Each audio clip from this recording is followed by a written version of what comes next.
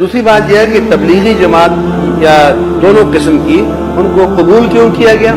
اس لیے کہ نظام کو کچھ نہیں کہتے، ظالم کو ظالم نہیں کہتے، قاتل کو قاتل نہیں کہتے، مفسد کو مفسد نہیں کہتے، لٹیرے کو لٹیرا نہیں کہتے، لوگوں کے حقوق غصب کرنے والے کو غاصب نہیں کہتے، سب کو جنت میں لے جاتے ہیں۔ اس لیے ضیاء الحق کے زمانے سے یہ حکمرانوں کا طریقہ ہو گیا کہ آخری دعا میں ضرور جاؤ، زیادہ ہیروئن والا، دوسرا تیسرا، سارے کام سود والے سب وہاں موجود ہے، اس دعا میں شریک ہو کر جنت میں جائیں گے، پاک ہو جائیں گے۔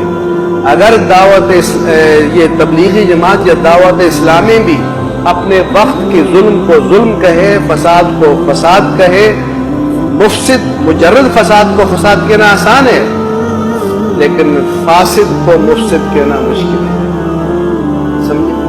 وقت کے ظالم کو ظالم کہنا یہ بہت مشکل کام ہے۔